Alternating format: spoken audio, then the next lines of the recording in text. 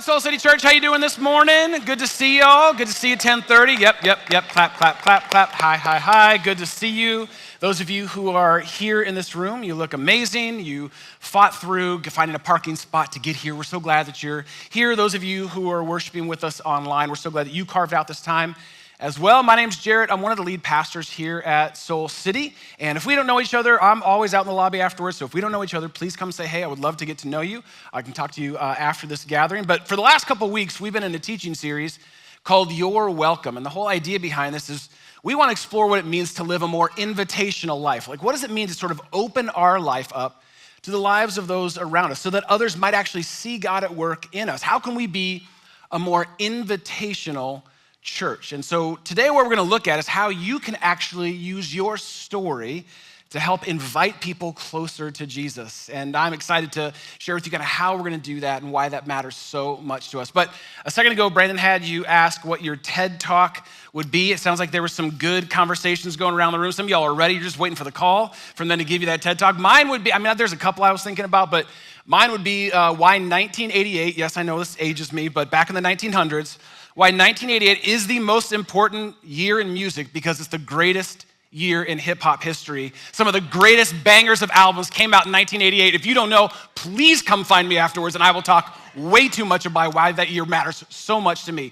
Again, they haven't called me to give that talk yet, but when they do, I am ready. Stay ready, so you don't have to get ready. So I'm ready for that talk. I think all of us have those subjects, where if someone asks you to talk about it, you could just go on and on and on and on. Lots of us, maybe it's around sports or it's something that's going on in our world, culture you could talk about forever. We love talking about the things that we feel confident in, things we feel comfortable talking about. It's just the more we tend to talk about the things that we feel like we know something about. But what about all the things that you don't really know a lot about? Like all the things that you don't really feel comfortable or confident explaining to others. When you find that you're in a conversation and people are talking about something that you don't know a lot about, what tends to happen to you? You get real quiet. This is happening to me. We have a college-age student. Our son's in college, and now I'm all of a sudden really into college sports. And I found it happening this last week. I was talking to another dad who's got a kid in college, and he started talking about the upcoming basketball season. And I realized I know as much about college sports as I do Spanish, like just enough to get started, but then everything's way past my head, like way too fast, right? So when something comes up like that and someone's talking, you tend to do what? You tend to just get real kind of quiet. We don't like to talk about things that we don't really feel comfortable or confident, maybe we don't know a lot about. Like if you asked me right now to give a TED Talk on how algebra works, if you gave me a whole 18 minutes on a TED Talk stage to work out one 9th grade level algebra problem, just one, I would just start crying. I would literally just start crying. I would just become completely immobilized. I've been no help to Gigi throughout her high school experience. I'm terrible at math. Like who here feels like you're pretty good at math? Like you understand algebra. Raise your hand if you understand algebra.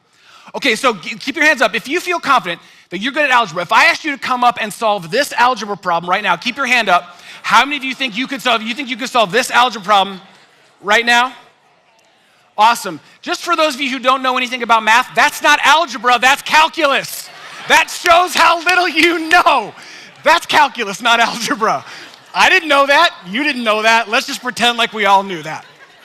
All right? You know that there are definitely those things that if you were asked to give a talk on, you wouldn't tend to talk a lot about it because you don't feel as comfortable or confident about it. We don't tend to say a lot about those things. Now, to be clear, I want to be really clear. There are definitely people out there who seemingly know very little about very many things and have no problem talking like experts for hours and hours about them. We call them influencers, right? And we love them. Podcasters, we love them. They're welcome here. I just don't know that they know all the stuff that they're talking about. So this is for the rest of us who when we get into a conversation or a topic that we don't feel super comfortable or confident in, we tend to get quiet with. Like if I were to ask you right now, if I were to say to anyone in this room, especially those of you who've said yes to being in a relationship with Jesus, if I asked you to come up here and tell all of us all about Jesus, how would you feel if I asked you to do that right now? Like Joel's ready, but if I asked the rest of us to come up here and explain all of the reasons why everyone should believe in Jesus, what do you think you would say in that moment? My hunch is a lot of us, and again, I'm speaking to those of us who've said yes to Jesus, a lot of us maybe would get a little stuck or feel a little intimidated. Maybe internally you'd start freaking out or shutting down. Maybe for some of us, if I asked you to explain to everyone why they should believe in Jesus, you'd feel unqualified to give that talk, or at the very least uncomfortable, very uncomfortable doing that. Now, if I asked you if you love Jesus, you say, yes, of course I love Jesus. If I asked you, has Jesus changed your life? Yes, he has. But if I asked you to come up here and explain to me then why or how we could do that, I could do that just like you, maybe the words wouldn't flow as fully or as freely. Which brings us back to a question I asked several weeks ago at the very beginning of this teaching series. And the question that I want to kind of wrap this whole series up with this. Why don't we talk more about what matters most? Again, for those of us who'd say that you're a follower of Jesus, I would contend that's the most important thing in your life and in your world. That's the thing that's changed everything for you. So why is it that we don't tend to talk more about this thing that we say matters the most to us? So I think one of the biggest reasons why I don't, maybe you can relate, one of the biggest reasons all comes down to one really simple thing, and it's fear. It's just simply fear. We're just afraid that we won't know what to say in the moment.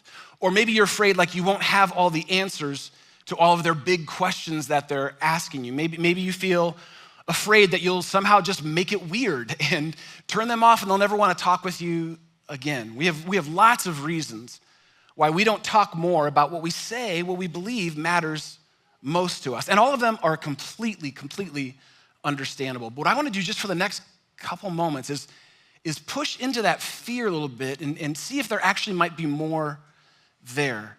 Because what if it's that thing that you fear doing? Again, not everyone, but for those of us who would fear having a conversation like that, what if it's actually that thing that you fear that is exactly what they need to hear? Like that's what they've been dying to hear is your story. What if you actually have more to share with the people in your world than you may be even aware of in this moment? And what if there was a way that you could actually feel comfortable and confident to share about your story with Jesus, maybe with less fear or fumbling around the words? And what if maybe God has you here today hearing this because God's going to give you opportunities tomorrow or throughout this week to share your story with someone who needs to hear it. And I know for all of us, we would say that those of us who've said yes to Jesus, my hunch is you'd say you want everyone that you know to know how much God loves them. So what if God actually wants to use you to do that this week? What would you do? Well, I want to share with you a story that I think helps it get super crystal clear, really simple for how you can share your story with Jesus, that you actually may have, you know more than you may even think about, as we'll see in this story. It's found in John chapter 9. And so if you're in this room, there should be a Soul City Bible right under your seat or on your armrest. You can turn to page 869 in that little tan Bible. Go ahead and grab one. I want you to be able to read along. If you're worshiping with us online or listening later, just open up whatever app or whatever tab you need to do that to John chapter 9, page 869. John chapter 9. Now, let me give you some quick context because we have a lot to get through in this chapter of the Bible. We're going to go through a whole chapter of the Bible here in the next couple minutes. Jesus is in the middle of what we would call his ministry years. These are the last 3 years of his life where his life goes very public and there's all kinds of teaching and miracles and healing that's happening. And there are a lot of people saying yes to Jesus. But many, if not most of the people who are saying yes to Jesus are not what you might call religious people. In fact, it's quite the opposite. The majority of the people who were saying yes to Jesus in this moment were the exact kind of people that religious people wanted nothing to do with. I grew up in church. I'm going to tell you a little bit about that in a little bit, but I grew up in church where there was an old lady at our church that said, like, the secret to life with God is don't drink, don't cuss, don't smoke, don't chew, and don't hang out with the people who do. That was basically, she had boiled it all down. So these were them. These are the people you're not supposed to hang out with. That's who was saying yes to Jesus. And we're going to be flying through a whole chapter of the Bible today because what I want to get to on the other side of it is a way that you can actually share your story with greater confidence and clarity when God brings you the opportunity to do so. So John chapter 9, verse 1, let's start there. It says, as he, that's Jesus, was walking along, he saw a man that had been blind from birth. And so Jesus' disciples asked him, this is their first question, Rabbi, who sinned? This man or his parents, that he was born blind? Well, Jesus is like, what do you even know? Neither this man nor his parents sinned, said Jesus. But this actually happened so that the works of God might be displayed in him. Now, it's kind of a weird question. That's the first thing that the disciples think. They'd seen Jesus do all these miracles, all this healing, but that's the first thing they noticed. And most likely what was being reflected in this moment is a pretty common Jewish belief, first century Jewish belief, that people who had any sort of physical abnormalities or defects, that was actually the result of sin in their life. So if they were born with it, it was their parents' sin or someone that had handed it down to them, or if it came later in their life, it was because of their sin. Aside from this being very problematic way of thinking about things, the bigger problem in this moment is that the disciples didn't even see the man himself. They could not see the man who could not see. They didn't see his struggle. All they saw was like a theological conundrum, a spiritual discussion that they wanted to have with Jesus. So they used him like a prop to ask some of their biggest spiritual questions. They didn't see him, but Jesus does. And Jesus does something seemingly out of nowhere that is one of the strangest things he does in all of the Bible. This is verse 6. After saying this, Jesus did what? What's the next word? Jesus? Yep, he spit on the ground and he made some mud with the saliva. This is really gross. And then he put it on the man's eyes. Go, Jesus told him, go wash in the pool of Siloam, which just means sent. So the man went and washed, and guess what? Came home seeing. Now this is a intense miracle. The Bible tells us that Jesus spit enough on the ground to make mud. That's a whole thing to think about. That's a whole thing to think about. Then scoops it up to put it on someone's eyes. And I don't know if you get how intense this miracle is. So I actually brought some dirt with me, and I just need one volunteer. If there's one volunteer, no, you don't want to go to the splash zone? Okay, all right. I would never do that. Never do that. We don't know what exactly Jesus is, why he does it this way, this beautiful sort of bizarre miracle. Was he referencing our origin story in Genesis 1 that we came from dirt? Like he could be operating at multiple different levels, or he could just be like, I'm just gonna mix it up and show you that I can do anything. And so I'm gonna spit and heal him that way. We don't know. All that we know is that the result was clear. This man could see. A lifetime of blindness had been washed away in an instant. Jesus had done the miraculous in their midst. The evidence was obvious and plain to see. But even in the face of this miracle, not everyone wanted to see it. Not everyone wanted to believe what had happened. Even though they could clearly see that this man could now clearly see, they just did not believe. Verse 8 says this, his neighbors and those who had kind of known him formerly and seen him around begging had said, well, isn't this the same man? Don't we know this guy? Doesn't he sit in the corner and beg? And some claimed that he was, but others said, no, he just looks like him. You're mistaken. But this healed man himself said, no, that's me. I'm him. I am the man. So they said, well, how is it then that your eyes were open? Going on, let's keep reading on in verse 9. It says this. He replied, well, the man they called Jesus, I don't really know him, but he made some mud. I'm not going to go into the specifics of how. He put it on my eyes. He told me to go wash in this pool, and I did. And when I washed, I could see. And so they start grilling him. This happens for a good chunk of this chapter of the Bible. Well, where is this man, they asked him. He's like, I don't know. What part of me being literally blind 5 minutes ago, how would I know where he is? Do you not see what's going on here? But they don't stop. They just keep grilling him. And the religious leaders hear about it. And so they get involved. They cannot have Jesus healing people, doing miracles like this. So they begin to harass this healed man. And not only that, they go and get his parents. And they start harassing his parents about what had happened there. They're like, go talk to him. He's an adult. What are you even talking to us for? So they bring this healed man back again before the religious leaders, and they start grilling him all over again. In verse 24, it says this. Second time they summoned the man who had been healed, who had been blind, but had been healed. They said, look, give glory to God. You can honor God just tell us the truth, they said. We know this man is a sinner. They're talking about Jesus. We know this man is a sinner. He replied, well, whether he's a sinner or not, I don't know. One thing I do know, here it comes, I was what? I was blind, but now I see. Right now, it's not in the text, you can't see, but someone in the back kicked the organ in, and someone yelled testify right there in that moment, because this is a powerful moment. He's like, I don't know all the specifics. I just know I was this, and now I'm this. And they go on to ask him, well, then you got to tell us, what did he do to you? How did he open your eyes? He's like, again, you're not going to want to hear this, but it's like, I told you this already. I told you everything, and you didn't listen. Why do you want to hear it again? And I love this because he starts trolling them here. He goes, is it because you want to become his disciples too? Is that what this is? And he knows they don't. He's like, is that what you want to do? He's messing with them. I'm here for it. I love that he turned the tables on them. But what I want you to pay attention to is we're going through, again, we're kind of flying through this chapter. Question after question after question after question, they ask this man, it's shocking to me how little he knows about Jesus. He most likely had no idea who Jesus was.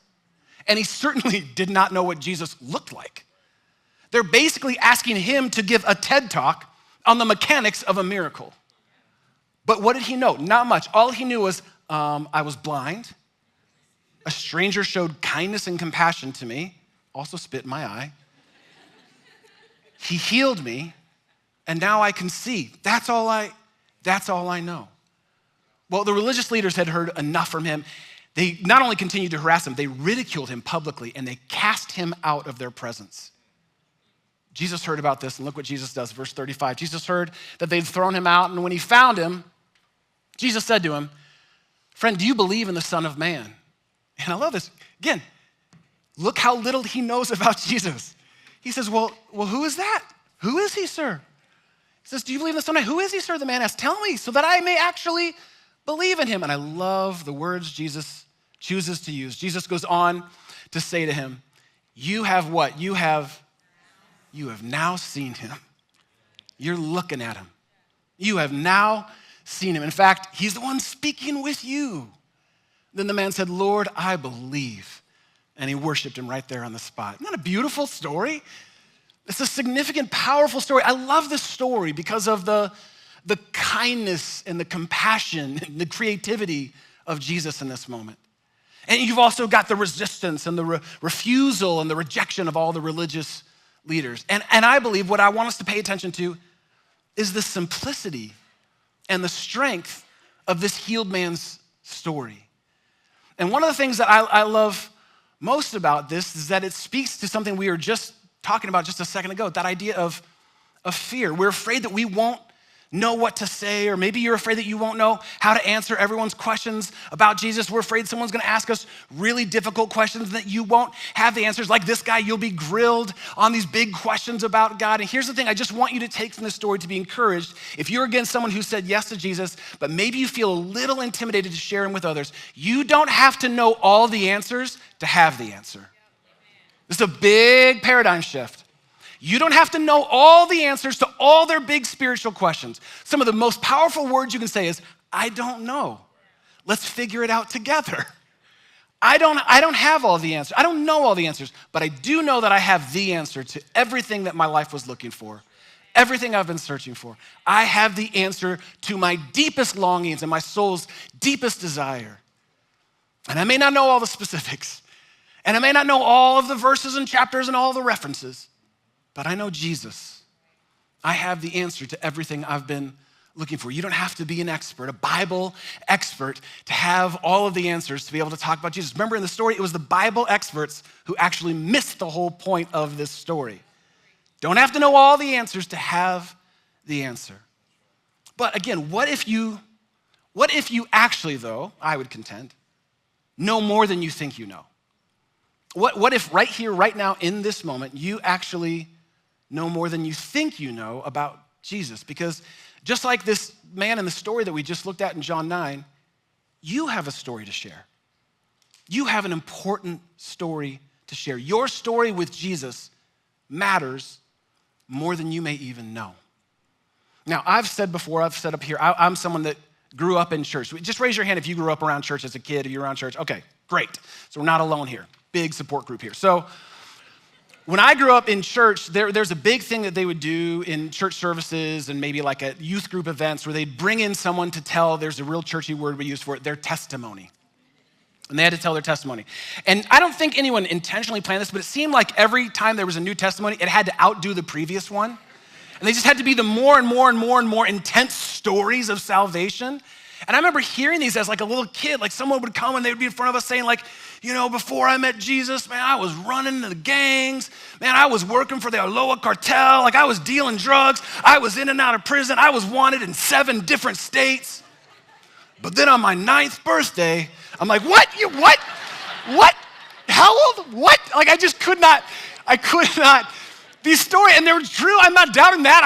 I would look at their story and I'd go, I have the worst story ever.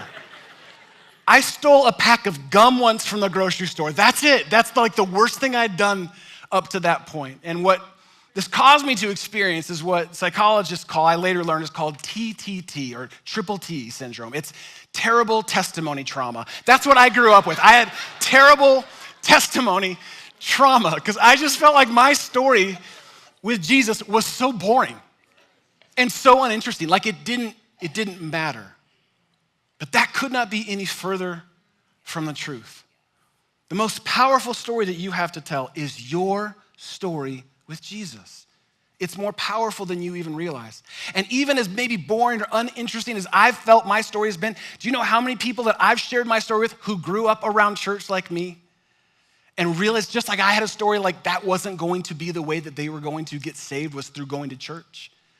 And I've been able to be a part of people's lives being changed by sharing what I would have judged to be an uninteresting, boring story. And if you want the people that you know to know God and how much he loves them and all that he has for their life, then I want to give you a really simple way that maybe you can share your story, a way to frame your story or maybe reframe your story, just like the one that we heard in John chapter 9 from this healed man, so that you can share it with anyone and everyone who needs to hear it. So I've asked some members of the band to come on out and serve as living props right now. Can we give them a hand as they come on out?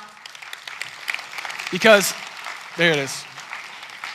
Because they're holding up just 8 small words, just 4 little phrases that we're gonna walk through together just in these closing few minutes to help you. You might wanna jot these down and think about your story. The phrases that we're gonna say, go work through together are I was, God is, God did, I am. So now I'm gonna have you say those out loud. First phrase is I was, but God is, so God did. Now I am.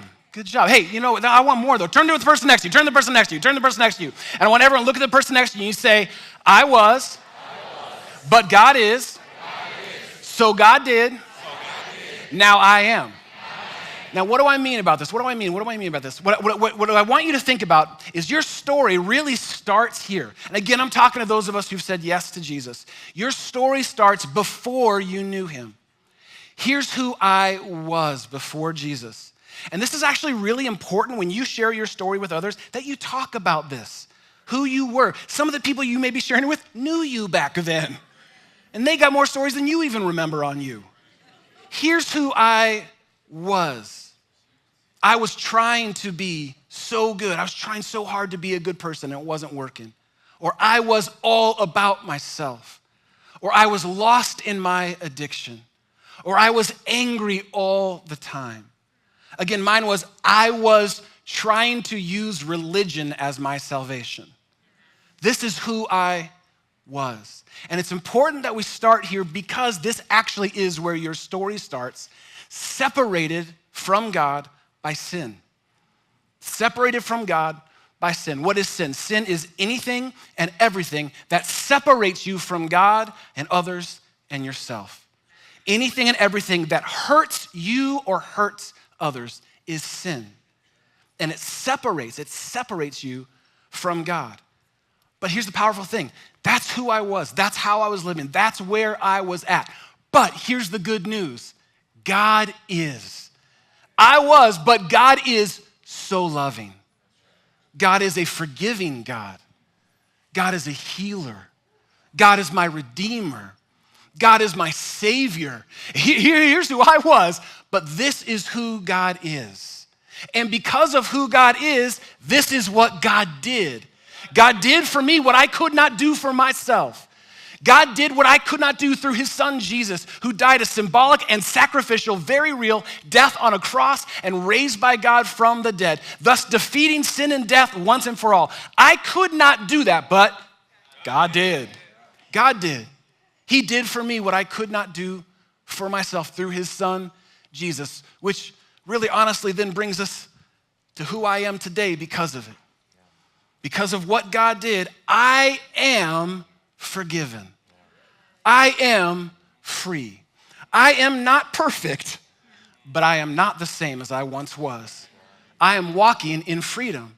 I am not alone. I am a new creation. I am more alive than ever before. I am fully and completely loved. I am a child of God. That is who I am. That is who I am. And I may not be all that I want to be, but I know I'm not who I used to be because of who God is and what God has done. That's my story, and I'm sticking to it. And this is your story. This is everyone who said yes to Jesus. This is your story. I was once this, but here's who God is. Thank God he is all of these things and more. And because of that, God did for me what I could not do for myself. So now I am, and you get to tell them your story of who you are today because of Jesus and what he is, who he is, and what he's done for you. That's our story. Can we thank our volunteers for coming up here and helping us frame it? Thank you, thank you, thank you, thank you. Here's what I'm saying. You have a story to tell. Every single one of us who said yes to Jesus, you have a story to tell. You may not have all the answers. You may not have it all figured out. You may not have done it all perfect, but you have a story to tell. A story that others need to hear. In fact, what if it's your story? What if that's exactly what someone in your world needs to hear? Because just like the story of the healed man in John chapter 9, something powerful happens when you share what God has done and is doing in your life. Something powerful happens in you as you do and in them as you do. Sharing what God has done, listen, shows what God can do for their life. Sharing what God has done to me. Look, if he can do it for me, I know he can do it for you. And now I get to see, you get to share what God has done, and I get to see, your friend gets to see, oh my gosh, if God can do that for you, if God could meet you at the bottom like that, if God could forgive you of all that you've done, I wonder if he could do it for me.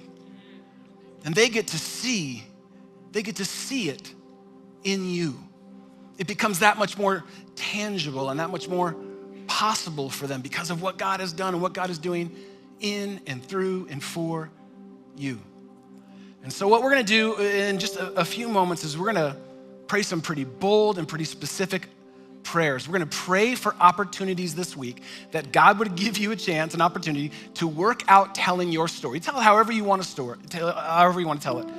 But maybe God's gonna give you an opportunity this week to tell who you once were, who God is, what God has done for you and for everyone, and who you are now today because of it. We're gonna pray bold and very specific big prayers here in a moment. But before we do, I've said a couple times throughout the course of our time here together, I'm talking to those of us who've said yes to Jesus. I'm talking about those of us who've said yes to Jesus. And I just now want to say something to anyone here who's in this room or in Overflow or in worshiping with us online right now. You're listening to this message later. I want to speak, if you have yet to say yes to Jesus, I just want to speak to you if you just trust me enough for the next minute or two. I don't know all of your story, but I know that God does. And I know if you have yet to say yes to Jesus, or maybe you said yes to Jesus a long time ago when you were like a kid, and then a lot of life happened, and you just sort of drifted far away from him. I just want to give you a moment for anyone to have the opportunity to simply say yes to Jesus. I don't want to just talk about how to talk about Jesus. I want you to have the opportunity to talk to Jesus, to say yes to him right now. And so if you have yet to say yes to Jesus, or like I said, maybe it's been a long time since you've done that, I just wonder, would you be willing maybe to own all of your story? That you've tried so hard to do it all on your own, and it just hasn't worked out. It's not working out. Would you be willing to confess, like every one of us needs to do, every one of us gets to do, that there is sin in your life that separates you from God, that's keeping you at a distance from God, that's hurting you and hurting others? And would you be willing actually to admit that no matter how hard you try to be a good person, it never feels like it's good enough?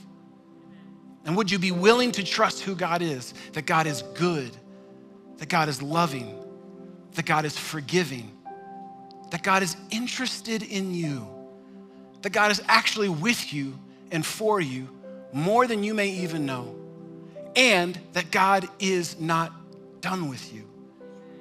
And would you be willing to accept what he has done for you?